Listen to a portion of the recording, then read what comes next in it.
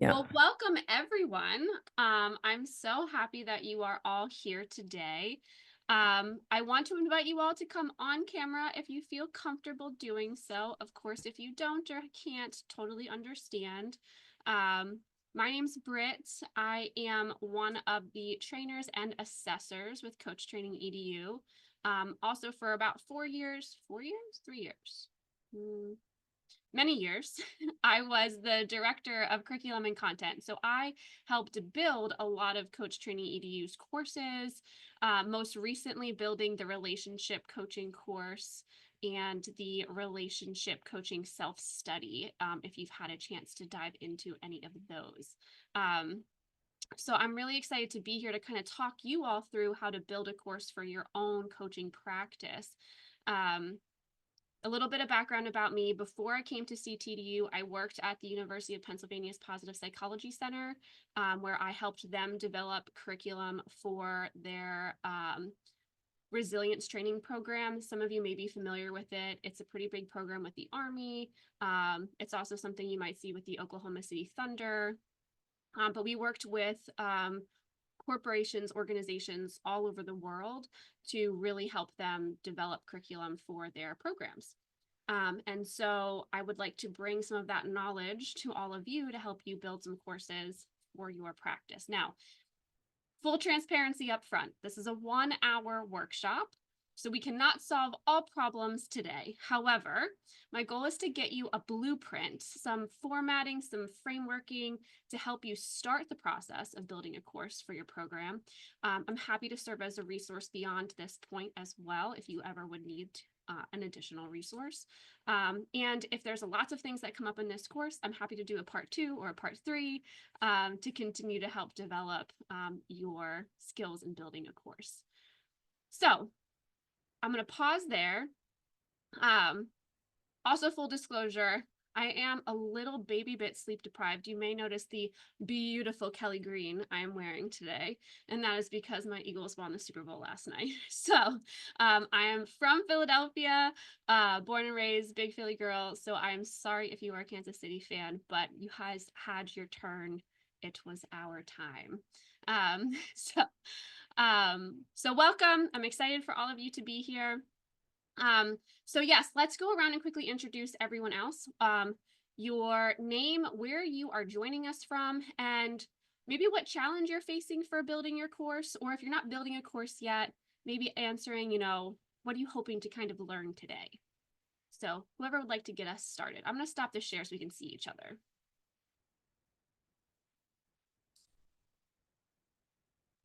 I'll Sure, jump in real. Oh, go ahead, please, Kim, go. Oh, hi, my name is Martika, and I am joining from Northwest Arkansas. And I am not building a course currently, but I would like to, so that's why I'm here. Awesome. Nice Is there to meet anything you. else? No, that's it. Okay. My name is Emmy, and I'm coming in from Palm Springs. I am very, very interested in building a course, have started and stopped and started and stopped. And this just popped up at the right time. And I'm really happy to be here.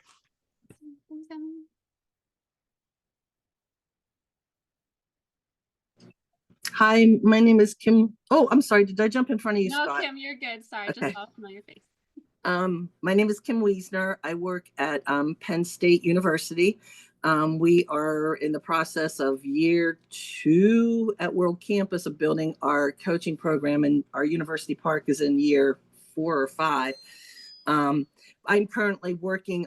We just had last week our first group coaching session, and we plan on having 2 more, actually one next week. And so I'm very interested because we're actively building this right now. So yeah, the timing of this is absolutely perfect. And I apologize, I'm on my lunch break, so I'm going to grab my lunch real quick while we're doing this. Please So I will, do, yes, snack, okay. Eat, I get it. I will quit moving around here momentarily. I always say food and pets are always welcome. Hello, folks. I'm Scott. I'm coming to you from North Georgia, kind of near the mountains in Georgia, Dawsonville, Georgia specifically. And I am early on conceptualizing a course that I want to put together. Thank you. Nice to meet you, Scott. Good morning. I'm Devin Tomiak and I live in Denver. And I have not started thinking, I want to do courses, but I haven't started. I'm in the 1.0 academic course and I am like 9 classes in. So this is all kind of swirling around. Love it. This will be great information to kind of keep in those knowledge banks for when you're ready. Out of Richmond, Virginia on the East Coast. I'm off work today, so I figured I'd come hang out with you all and see if I can learn something. Good to see you, Adam. I'm Martha Hornan, Union Adventist University in Lincoln, Nebraska. One of the reasons why I came here, is, of course, is Britt is just the best, and I wanted to see her again and learn from her. But second, we have launched our first Strength Institute here to support our students. But one of the things that we envision with that cohort is to kind of turn them into peer coaches. And so this is one of the reasons why I'm here, because I would like to develop that curriculum for them so that they can go and spread more love and support to our current students. Love it. Hello, I am Shelby. Sorry, I can't be on camera right now. I just got in from a walk and I'm getting settled in for the day. But I am calling from Seattle, Washington, and I'm taking this little workshop because I know that building a course is something that I would like to do once I get some coaching under my belt. I'm currently in the 1.0 training. Hello, I'm Summer Lee, and I'm from the Bay Area.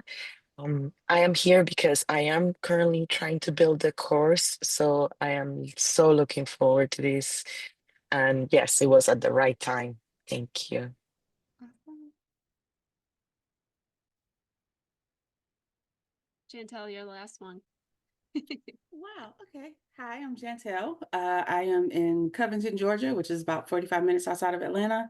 And I have some mini refreshers that I'm in the process of building. And Britt is the best curriculum person I know. So I showed up to get all of the knowledge that I could. Thanks for being here. I appreciate all of you so much. And all of you are at sort of different stages of building a course. So some of this is going to be more relevant. Some of this is going to be maybe refresher for folks. Throughout the process, one of the things that I always like to tell folks is that I am happy to be interrupted. So feel free at any point in time, if I'm cruising through something that you would like me to slow down on, you want a couple more minutes to discuss a topic. Again, like I said at the beginning of this course, I've designed my workshop specifically so that if we don't get to everything, I can build a part 2, invite you all to a part 2. So it is designed that way so that we can get through all of your needs today. So I'm really excited to share all of this with you. The other thing I'm going to do is I'm going to pop in here in the chat in just a second, a link to a worksheet. Please don't use the worksheet link specifically, but make a copy or download it. You can use it. Just don't start typing away because it's a shared link. But make a copy of it. It's a Google Doc, or you can download it. We're going to be using this worksheet throughout the session today. And you'll also see in the worksheet, where we're kind of going. So it kind of serves as the outline for the course today. So just make sure that, I always like to say, please make sure that you make a copy or download. Don't start typing away because everyone will be able to see. So this is the link that we'll be using in a couple minutes here. So what I want to sort of start with is, let me share my screen again.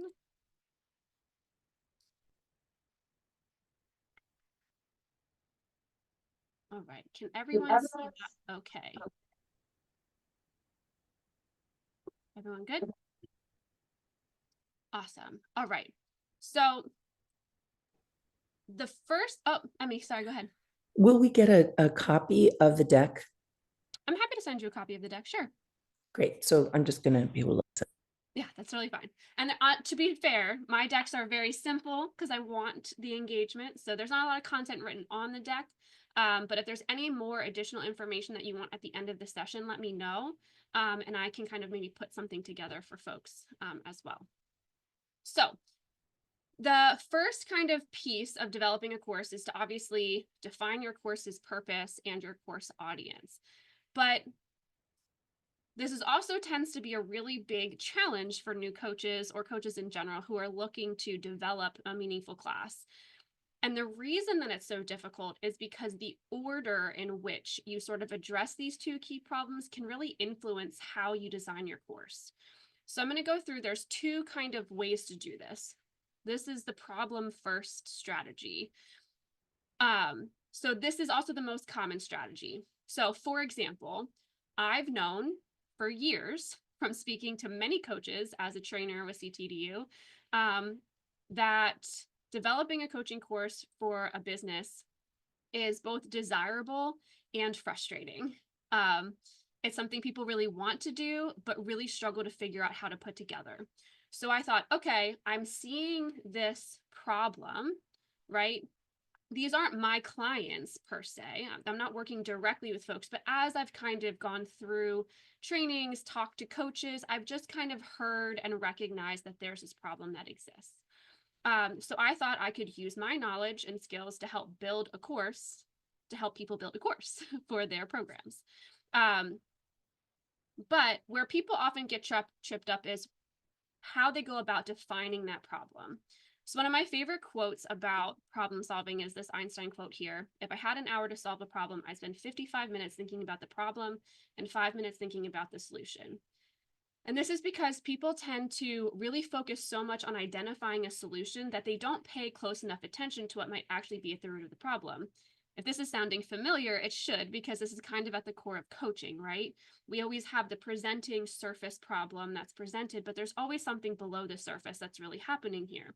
So we want to make sure that in a course, you're able to kind of identify all of the issues. So for example, in today's workshop, I do focus on the solutions of how to build a course, the how-tos. I am going to be in March offering a full course that's going to break all of this down even smaller to really help people build out their course. And in that full course, because we didn't have enough time today, I'm going to, in the full course, I also address some of the more internal struggles when it comes to building a course, such as imposter syndrome, right? Who am I to build this course? Why should anybody want to listen to what I have to say? Also the ability to distill knowledge into digestible chunks of information, right? I know a lot of coaches who are very skilled and knowledgeable about what they want to present, but they aren't sure exactly about how to take that information and put it into something that makes sense for the folks that they're trying to teach. So how do I get to some of these more central problems, right? Well, I ask. I use my coaching skills. I reach out to folks who have successfully built courses and ask about their struggles and successes. Maybe I reach out to some folks who are in the midst of building their courses and find out what they're struggling with. And then I might even reach out to people who aren't building a course at all yet and just say, like, have you thought about it? Why or why not? What's holding you back? I become an investigator to really help myself understand the gravity of the problem before I think about the solution. Before I ever even come up with the solution, I'm just gathering the information. And there's really a lot of ways to do that in addition to the one-on-one interview way that I just mentioned. You can send out surveys. You can do interviews. Focus groups are a really great way to do this. I've seen coaches send out social media polls. What are the top things that you're struggling with? Shoot me a message to tell me about your struggles or what's bothering you most right now about this specific topic. These are all additional ways to kind of go about gathering information. And the key to identifying all of these common issues is that when you have all of these issues in mind, then you can kind of peel back the layers to really understand the struggles, both internally and externally, that the people that you're working with are kind of facing. So now you might be thinking, okay, well, that's great, Britt, but where does the audience fit into this then? So for me, in this case, after kind of gathering all of this information, that's when I started to go about defining my audience. I wanted to consider my problem and approach the plan I want to take to help the coaches resolve that problem by defining the parameters of my audience. So I might include things like demographics, profession, life stage, goals. I might even create like a little avatar of my ideal person to really help me understand who I'm serving. And then I kind of can build the course. So this is that problem focus first. Now there is the audience first, which is a little bit of an easier process. And this is often something I see niche coaches doing. So they are very specifically working with a target audience already, a very specific one.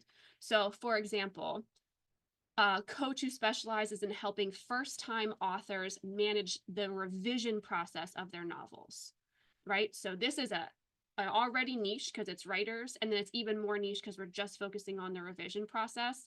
This very specific group of coaches already likely knows their audience really, really well. They've probably already very clearly defined their audience. Maybe they also have an avatar of this audience. So with this knowledge, they're able to kind of jump ahead a little bit to identifying those problems and then maybe investigating a little bit further, but they can really move into that course development process a little bit quicker. So I want to pause here for any questions. Actually, let me do this first. I'll answer questions, but in the worksheet link that I provided you, I think I shared my whole screen, so you should be able to see. Can you guys all see the worksheet on my screen now? Yeah, okay. So I'll take questions, but as I'm taking questions, feel free to go ahead and fill out these first two bullet points, or these first two topics here. What's the problem you hope your course will solve? And who is your ideal student or client for your course? So I'll give you 2 or 3 minutes to do that, and I'll take any questions folks have while we're doing that.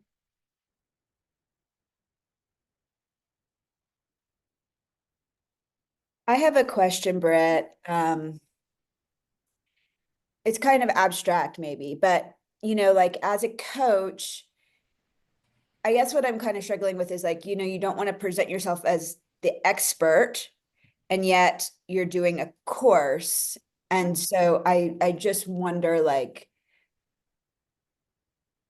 I want to do workshops for maybe, because I'm going to be an academic life coach. And so I want to work with high schoolers and college kids and young adults. And so I think I want to target the parents of these kids for some of these courses. So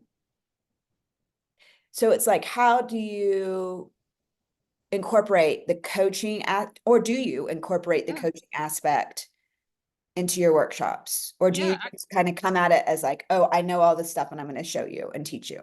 Yeah, so that's an excellent question. That is really up to you, how you decide that you want to design your course.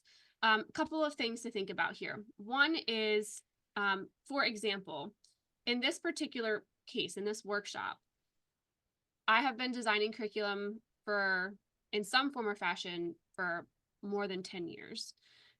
So there is a part of me, and I struggle with imposter syndrome myself, so saying the word expert feels weird coming out of my mouth, but like I have an expertise in curriculum development. So in this case, and during this workshop, I'm not really coming here as a coach as much as I am as a coach with knowledge of how to bring course development, content development to all of you.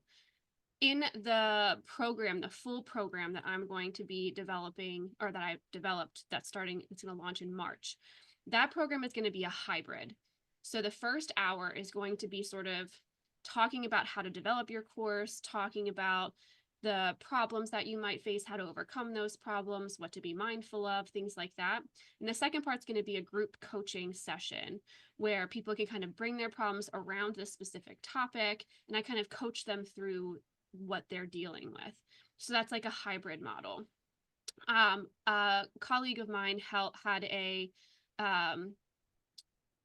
group coaching course, which was less of a course, and it was more like the whole hour was group coaching. So you kind of get to decide, like there's kind of those 3 models. Like you can go all into like, I'm going to be more of a teacher today, and I'm going to give you these workshops, and maybe there's hints of coaching along the way. There's like a hybrid model, and then there's the full group coaching model. And depending on how you design that will depend on how that comes out. So a course where it's full group coaching, how that looked was she had a workbook that she had developed, and she had us do kind of work beforehand that we would then bring to the group coaching course. For the first 10 minutes or so, she would sort of talk about the importance of that, the exercises we did, why we did them, and then she would roll coaching into that process. So you kind of get to decide as you're designing what your course looks like, if you want to feel like, you know, this is an aspect of my coaching business that is more didactic in nature, or I want to keep it more coaching in nature, or I want a hybrid. That's an excellent question, though. Okay, yeah, thank you. That's really helpful. Mhm.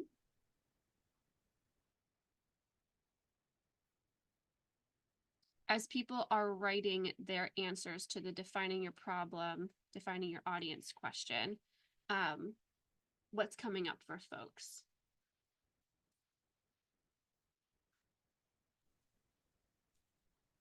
It's really interesting about the narrowing the scope. Mm-hmm. Yeah. Yeah, a lot of experts will say the more niche your course is, the more likely it is to be successful. Which feels weird. I was actively against that when I was first starting out. I was like, no, cast the large net. I want all the fish. And then you kind of realize that some fish belong more with you and some fish belong in other schools, and that's okay. All right. So let's shimmy on over to course structure and content planning. Now, in an effort to not Britt, be a fire hose. Oh, yeah, Chantel. I had a quick question. I'm sorry, I was Yeah. trying to catch you. No, that's okay. Can I use the same format for a mini class, something that may just be 30 minutes to an hour? Yes, I use this format to help develop my workshop today. So absolutely. Awesome. Okay, Yeah. thank you. Mhm. So in order to not be a fire hose, this also might feel a little fire hosey. So please slow me down. There's a lot to cover when it comes to course structure and content planning. Truthfully, I could have developed a whole hour-long, two-part probably workshop just on this alone, but I'm going to try to distill this down to kind of help get you a leg up on getting started. Once you have your problem and your audience successfully defined, you can start building the scaffolding of your course. The first step is always going to be brainstorming. You'll want to take the investigative research you did in the last step and sit down with your own knowledge and write down a list of all the things your course might include. So this is an example of what my brainstorming list looked like when I was planning for the full course that's going to launch in March. It just included all of these things. Like, it truly is a sort of like cluster of just thoughts. There's no order to it. It's just all the things that came out of the people I was talking to about building this, and it's all the things that kind of came out of my head, knowing the knowledge that I have of building a course. So it's, you know, some of it's questions, some of it's like balancing things like didactic versus interactive, lesson plans versus trainer notes. All of these things kind of come together. So I knew that I wouldn't be able to address everything in its entirety within my course, because the course I'm going to be running in March is an 8-week course. The plan is that by the end of the 8 weeks, my folks will leave with at the very least, they will leave with the scaffolding of their course. At the very most, they'll have a full course is my goal at the end of that 8 weeks. And so I can't do all of these things, right? There's 13 topics. I can't do all 13 of these things justice in 8 weeks. So I knew that I needed to kind of focus on the things that seemed most important from 2 angles. And that angle is, one is from the perspective of my target audience. So I started to weigh their stuff a little bit more heavily. What are some of the things that they're saying they really need to get out of this in order for them to feel like this is a worthwhile course for them? And then the second approach I needed to take is, well, what's practical based on the knowledge that I have, right? I can't exactly teach imposter syndrome, accountability, marketing, without also teaching you what to include, the importance of research, right? Like there's some things that have to be in the course from that perspective. So this also includes knowing where your expertise is limited and being transparent about that. So for example, my full course will touch on identifying a platform to house your course on. But I don't go into the ins and outs of this process in that course because I'm only familiar with a really limited number of course platforms. So part of the course then is encouraging people to do research that's going to be beneficial for them. So I acknowledge what my limitations are. I never pretend to know more than I know. And that's really important. It builds trust and credibility with the people that you are serving in your course. So after I have my list, I started to formulate a rough plan. I wanted to break the list of ideas into potential modules, but before I did this, I wanted to think about what I wanted people to get out of each of the modules that they would potentially be going through in my course. So I did this by taking each idea and writing down a clear learning objective next to that idea. So a learning objective is just a statement that tells the participant what they will be able to get out of that particular lesson. So for example, next to imposter syndrome, I wrote participants will be able to recognize and describe the value they bring to their course by the end of this module. Very simple. This is just what I wanted them to be able to get out of that particular module. So once I had that learning objective next to each idea, I made a quick outline as to what that module might look like. So in my full course, this is what I've started to put together to sort of help me build that out. So I have my learning objective for the overall module, but I'm also thinking about what are the mini lessons that need to go into that, right? Imposter syndrome is a big topic. So we need to talk about challenging some negative self-talk. Maybe we need to talk about compiling evidence. Both of these things have their own learning objectives and subtopics. So, and these are just quick brainstorms. I want to talk about acknowledging feelings. I want to talk about thinking traps, triggers. Down here for compiling evidence, like what does it mean to celebrate success? What does it mean to have self-compassion? How can you take perspective when you're talking to yourself? What does that look like? So I started to build out modules like this. This is just the bones, right? We're still not adding content yet. This is just what ideally would I like to include here. Oops. So let's take a look back at the worksheet. You'll see that I gave you some space to do this. So again, we're going to do the same process we did before. Take a couple minutes. You're going to, use the space, brainstorm some potential topics for your course, maybe just like up to 5 for the sake of time today. And then identify 2 or 3 of those, or 1 or 2 of those, whatever you feel comfortable with, and write a learning outcome for each. And I'm going to give you a couple minutes too to kind of do some module mapping here. You can use this as the sort of template to do that. Now, I'm not asking you, my lesson plan probably for imposter syndrome will probably have several more than just those first 2 lessons. But feel free to just stick to this template. So I'll take questions while folks are sort of filling out this part of the worksheet. Absolutely.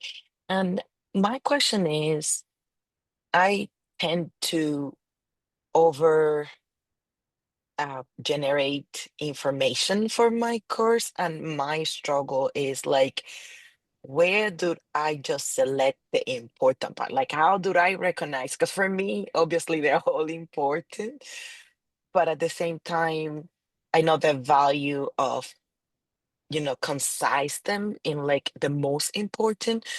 So what questions do you ask yourself? Like, what do I do to narrow that down? Yeah, that's a great question. You're kind of getting a tiny bit ahead of me because we're going to touch on that in a second here. But Sorry. no, that's okay. I can totally answer that while folks are kind of filling out their worksheets. So the first thing is I always go back to what did my target audience say to me when I was reaching out to them via surveys, via one-on-one interviews, whatever that might be. what are those things? Like, to me, those things are going to be really important, because if you're telling your audience, I'm going to build you a course on this, and they're like, excellent, I'm going to learn X, Y, and Z, and then you get into that course and you teach them A, B, and C, they're going to be really upset with you. So it's really important to make sure that you teach them what they're asking for. So then what I ask myself is, okay, how much time realistically do I have to put this course together? And there's lots of different ways to do this. The one way that some of the coaches that I work with do this is they have an ongoing sort of cohort-based course / group, where it's the topic is always kind of the same in general, and then they constantly bring new subtopics, whether that be every month or every other week. And then they can kind of address lots of things because it's ongoing over and over and over again. If you're looking at staying shorter, like an 8-week course or a 4-week course, that's where you want to start asking yourself questions like, okay, what are the need to know things first? You can always build additional workshops, right? You can always build a 4-week course that has just the essentials, and then say, I'm also going to be offering these one-off workshops.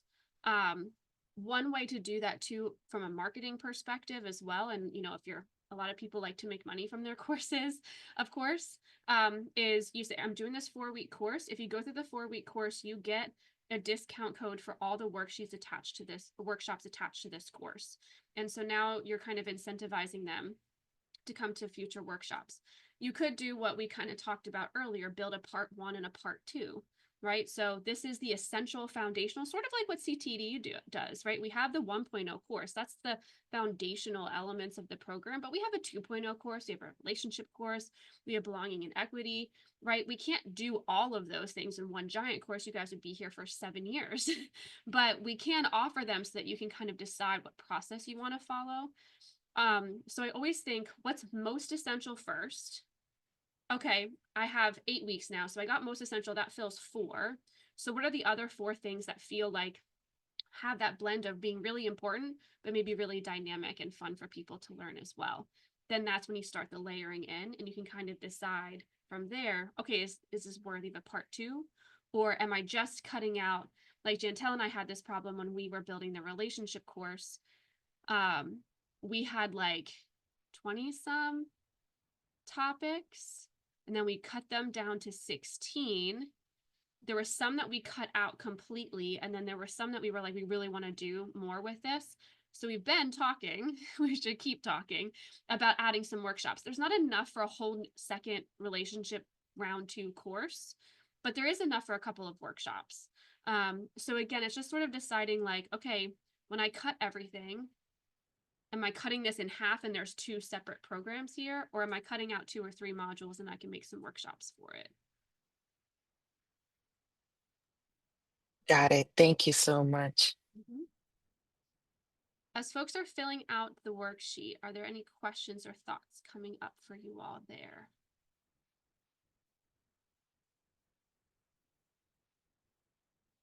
This hour is flying by.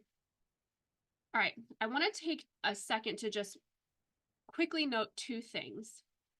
One is content organization. So once you have all the modules mapped out, you need to figure out what order they need to go in, right? This is a really tricky piece of this, which I dive into in a lot more detail in the full course. We don't have time to dive into it in that much detail today, but a couple of tips here. You want to make sure you're mixing in, you want to make sure that, your course builds on itself. So for example, if you go back to my list, it wouldn't really make sense for me to teach you how to market your course without first teaching you how to build it. Or it really wouldn't make sense for me to teach you where to house your course without teaching you how to build it, right? There needs to be some sense, some logic to the order. So one way to do that could be to sort of start with the most basic content and go to the most complex content that you have. Another way is chronological. So my course is built chronological. You have to do this first before you can do this step. You have to be able to brainstorm your list before you can build your learning objectives, before you can build your modules. It doesn't make sense in any other order. And so the key then is how do you then layer in those other elements, right? Like imposter syndrome doesn't necessarily have a natural place, right? I could introduce it at the beginning of the course. I could introduce it somewhere in the middle. Right now, I think it's sitting at like 3 or 4 in the modules that I have for the full course. So you want to try to create this flow where you build the topics in a way that makes sense, that they're learning from one another. The other thing I want to quickly mention is a lot of people get really tripped up when it comes to research. They rely too heavily on their own knowledge to develop and support the course and not enough on bringing in external resources. Even CTEDU, our courses are built on reliable, positive, and sports psychology research that's a reference throughout our program. So once you develop your module outlines, this is a really good place to start to note where do you need more research. So for example, where did I have this? Here. So thinking traps is a really good, thinking traps, also sometimes called cognitive disorders. It's a term coined in positive psychology for different types of thinking that can kind of get us in trouble. So maybe you've heard of all or nothing thinking or black or white thinking, which is like, this is either fantastic or it sucks, like there's no in between. Or overgeneralization, like students, you might hear them say, I got a C, so I'm a failure, as opposed to I messed up in this one class, right? So you kind of have this, so I knew that there's research on this topic that I'm going to need to pull in, excuse me, if I want to make my module stronger. It's important to note too that Wikipedia is still not considered a good place to gather research, especially if it is your only source of research. So please make sure you're using reliable websites. Peer-reviewed journals are always going to be best to get the best information for your clients or your students. All right, let's see where we're at. We're doing pretty good. Okay. So I'm going to take these last couple of this last 20 minutes or so. Oh yes, Devika, I'm so sorry, I missed your hand. No, I have a quick question. Sure. What if we want to create a course based on our own experience and our unique perspective that we want to help people with? Is that not a good research, or You can should? certainly use your own sort of experiences, right? Like I was once talking to a coach who had overcome homelessness and had really forged this amazing, incredible path for himself. And he wanted to build a course based on that knowledge. And in doing so, there were things that were tied to research, or maybe even research is too broad of a word, but they're tied to other sort of well-established strategies that he was using to overcome those things. So we just want to be mindful that we're not saying like, I use the 12-step program, and so that means that it's my program, right? Like that's already a well-established program that we need to give credit to. So you can use your own experience, but if your own experience also includes, you know, things that have gotten you where you're going that are already established as a strategy or a research topic or what have you, Yeah. you just want to make sure you're including that information as part of the course, giving credit Yeah. where it's due. Something like, a course for step moms who are also successful entrepreneurs. So something like personal experience, because that's not something that we see normally, but that's where I don't think a lot of research will help, because this course will have the person who's creating their own experience juggling being a stepmother and entrepreneurship. So that's what came to my mind. That's why I asked. Yeah, I think that makes a lot of sense. I think you'd probably be surprised at how much information is out there on just one of those topics that could definitely inform how you put them together in a course. I would say just don't sell yourself short. Make sure you're doing your due diligence to look for stuff.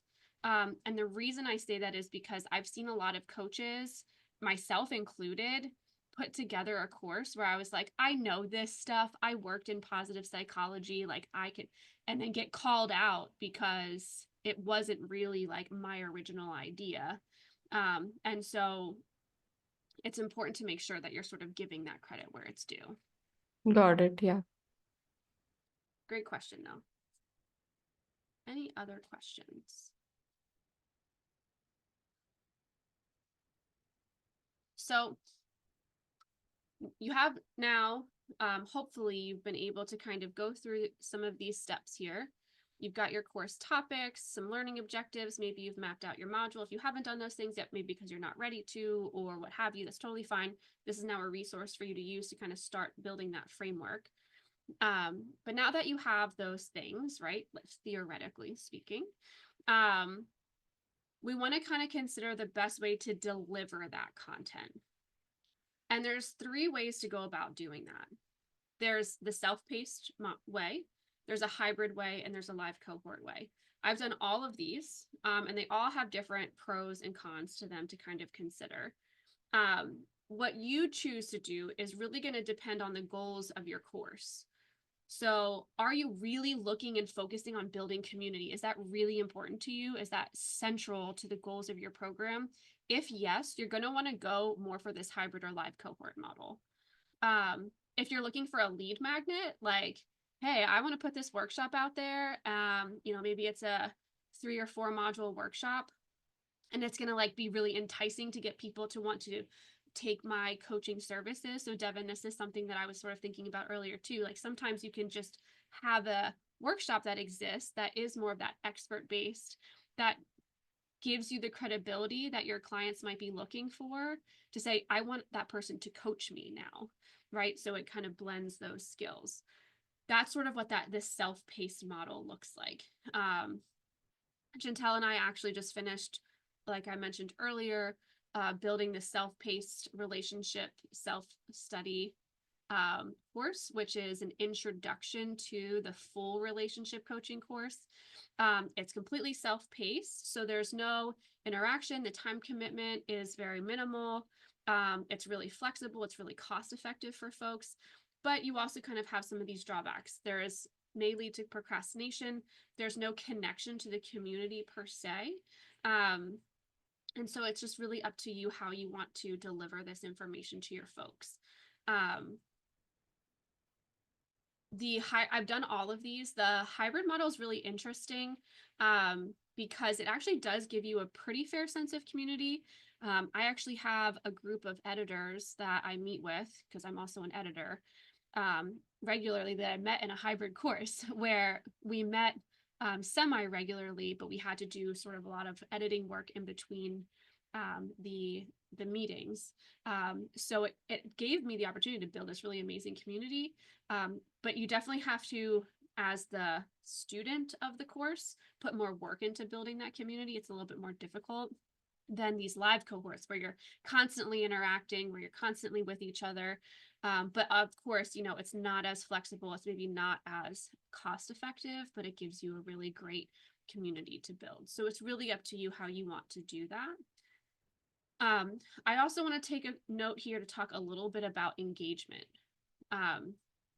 It is really, really important to ensure that you have ways to keep your folks engaged throughout your course, regardless of what that delivery method looks like. This is especially true for self-paced courses because a lot of people leave out engagement techniques in self-paced courses because they think people online don't care. I just want the information and I want to move on. I don't want anything. There's sort of this like misnomer there. So going back to the relationship self-study, it was a really fun course to build, mostly because at the end of each of the modules that the self-paced learner gets, they also get a knowledge assessment, a case study, and a worksheet. Like there's 3 different activities that they get. So not only does this help them stay engaged with the content more, but it also allows them to really further dive into the content to aid in their comprehension and understanding of the materials. So it gives them something with a little bit more depth. I'm sorry, I'm just realizing that there's stuff coming through. Self-guided courses. Yes.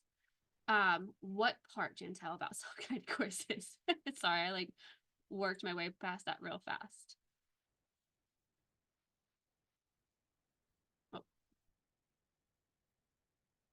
Oh, about the engagement. Yeah. So the engagement as far as, so self-paced courses require engagement in the same way that hybrid and live cohorts require engagement. So you really want to make sure that you have those pieces in there so that people feel like they want to continue to do it. A lot of times the reason that people stop doing self-paced courses is because they're boring. and they're not excited or interesting.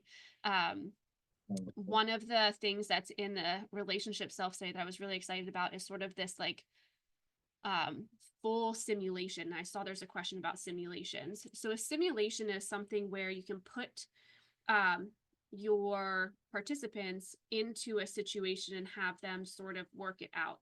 It's similar to a case study, but a case study, you're providing lots and lots of information and having them sort of sift through the information and figure out what to do. A simulation is sort of like I did a leadership simulation with a client recently where I was giving them like, you are the manager of a team of 5 people, and what was the simulation? It was like,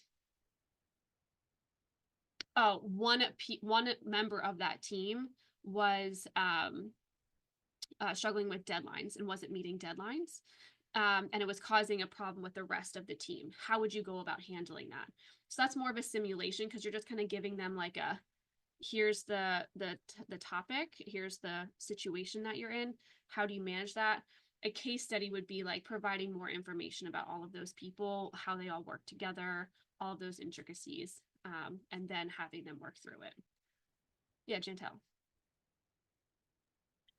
So in the mini refreshers that I want to do, I got like journal prompts, worksheets, and then like applied ways that you can apply what you learned to your everyday life.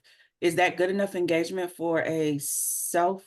Because they'll be pre-recorded and they can go through them as they want to. Is that enough How engagement? long are they? 30 to, I think they're only 30 minutes. And you have a worksheet, a journal prompt, and an application in each of them? Yes. Oh yeah, I think that's great. Okay. Yeah, I think that's excellent. Okay. Yeah, I would say also, thank you actually, because you just reminded me.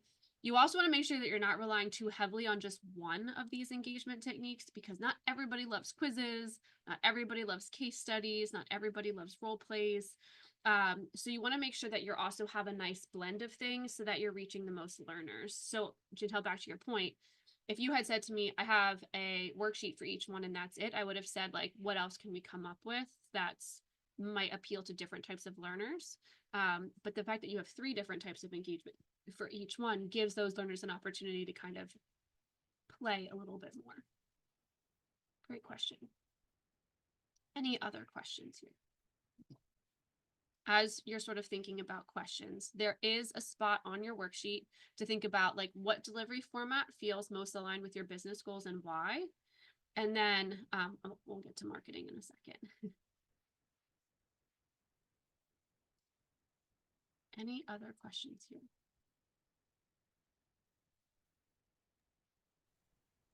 So are you saying that it's good to have 1 or 2 on each lesson, or 1 or 2 on each module? Like when is too little and when is too much for Yeah, good engagement? question. Yeah, so you'll see throughout this workshop that I kind of went against my rule. I have one worksheet, but that one worksheet is for this 1-hour workshop where I also needed to present a lot of information. So you do have to figure out ways that to balance what you're doing.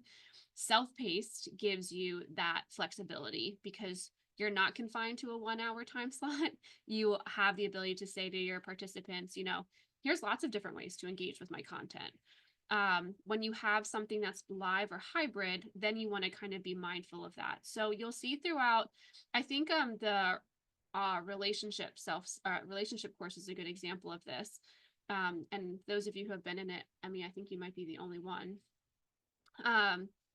can kind of attest to this, but we intentionally mixed in didactic with practice with case studies. So there was you can either practice or do a case study. And we also had a knowledge check at the end of each session. So there was several different ways throughout that you could kind of engage with the program, but that's a 2-hour class. So it also depends on how much content. That's why I should tell 30 minutes, 3 ways to engage. That's more than enough. If you have like bite-sized sessions, 15, 20 minutes, and you had one way to do it, that's fine. But what I would say is if you had 10 of those 20-minute sessions, you wouldn't want to use a quiz every single time. You might say, okay, for module 1, it's a quiz. For module 2, it's a worksheet. For module 3, it's a case study, and then repeat. So you just want to make sure that you're mindful of that throughout. Great question. All right, with the last couple of minutes, I wanted to just quickly touch on marketing. As I mentioned earlier, it is important to know where your expertise begins and ends. And I consider myself very skilled at helping people build courses for their coaching businesses and providing some guidance in this area. However, I'm not a marketing expert. And so I want to make sure I maintain some transparency around that fact. That being said, these are some really excellent strategies that already exist, that have been tried and tested and proven to work well. So one of those things is early bird offers. So, hey, if you sign up before this deadline, it's a cheaper price rate for you. In line with that is offering like if you have an 8-session course, right? So right now, I think on my full course, if you join before the end of the month, by February 28th, you can have your first full session for free. The first full class is free. So you can kind of offer things like that. Free previews or mini courses. This is where you can play with the different types of ways that you sort of deliver the information. So maybe you have a 1-hour self-paced module that is then a precursor to a live course that you're trying to get people to join. So you can kind of play with those different models of delivery. Your email list and social media. LinkedIn is a really great place for promoting courses. Using email lists, like who are the people again in your target audience that you think would be really interested in joining this course, and how do you want to engage them? Sending them emails. I do recommend like trying to get people on the phone or in person on video first, but email lists are a great way. Leveraging your network and sunshine marketing. Your network is full of people who want to support you, so it's important to sort of give them the opportunity to do so, and allow them to know what you're doing and have them encourage you. So when I started building the course that I'm launching in March, I had talked to other people that were in my network and said, hey, if you know anyone who's interested in something like this, please like send them my way, give them my information, let them know that this is happening if they're interested.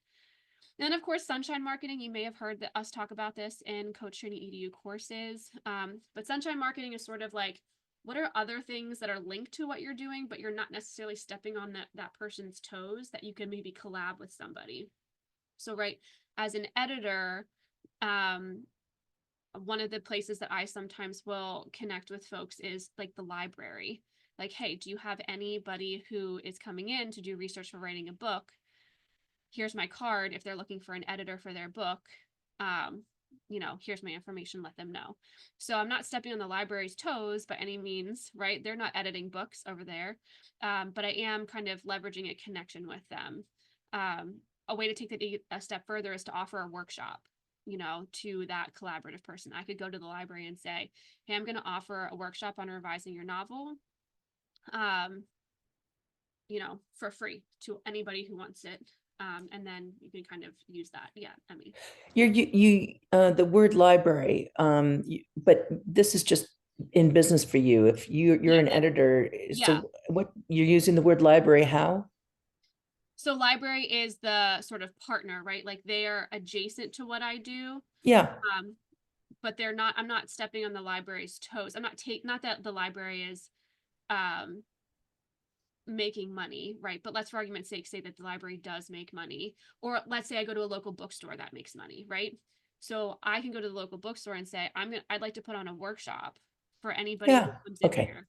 So they're sort of like a partner, but I'm not stepping on their toes or taking business away from them by offering to do that.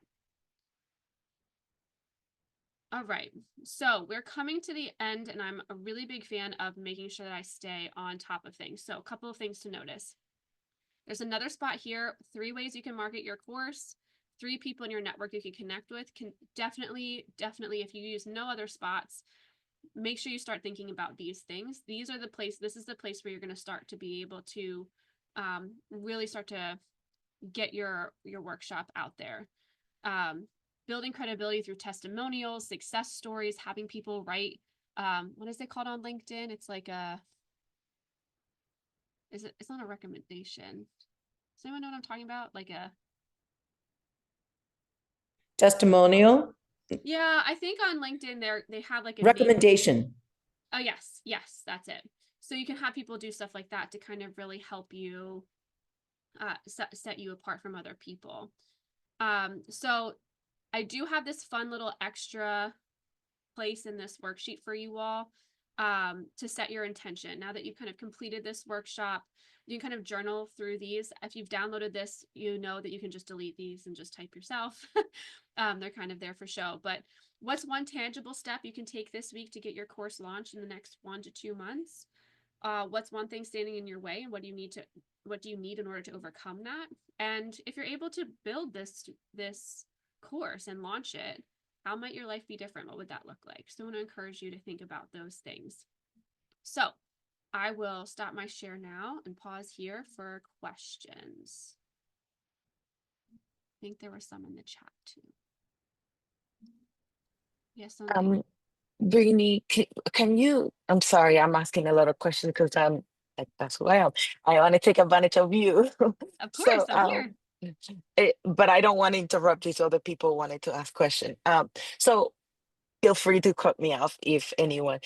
My question is collaboration. Like I yearn for collaboration. I love collaboration, but I don't know how to like let the other people know that this is actually beneficial. It's not a hindering, because some people don't want to collaborate because they are still working on themselves. Like, how are you gonna, so for me, the question is separation. How I don't want to take anybody's, like you said earlier, clientele or anything like that. I'm trying to enhance, but I don't know how to like bring that up. Like, how would I tell somebody, look, I want to collaborate, but I don't even know how to formulate the question. What I'm trying to say is I want to collaborate to enhance, for them to enhance what I have and for me to enhance what they have. How is that possible without intimidation, without, you know, make them feel safe, like Yeah. making clear rules? Like, what does that look like? And Yeah. what is your experience? Yeah, great question. So the first thing is relationship building. And Devika, I see that you have a question too, and I promise to get to it. The first thing is just relationship building, right? Jantel is a relationship coach, a brilliant relationship coach. And I, as a side job to my side job, write wedding vows and wedding speeches. So when her and I first started chatting, I was like, ooh, we could work together here, because a lot of times people who are writing vows often will say to me, as they actually just did a couple days ago, that they're looking for somebody to maybe do some pre-marriage counseling or coaching, because premarital coaching is actually becoming a big thing for folks in more non-traditional relationships. And so I think this was maybe a couple months ago, right, Chantel? Like, we sat down and I was like, hey, I see this opportunity for us to both benefit from one another's work. Here's what this could look like. And it was really a simple conversation. It was just like, if anybody asks me for this, I'm going to send them to you, just so you know. But obviously, Jantel and I have a relationship, but it's sort of that sort of process of how do you build a relationship with someone, and then and instead of coming at it as, here's what I want to offer you, it's here's how we can both benefit together from us working together to get to similar goals. It's also really, really important that you're mindful about the collaboration and that you're not stepping on people's toes, right?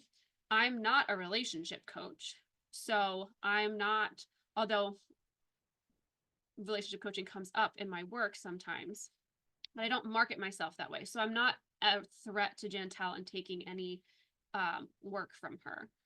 However, I would never necessarily go to a another writing coach and say, hey, here's how I think we can benefit, unless I knew for certain that that writing coach did not offer something that I do offer, right? So I also offer developmental editing as part of my writing coaching packages. There's many writing coaches who don't offer that.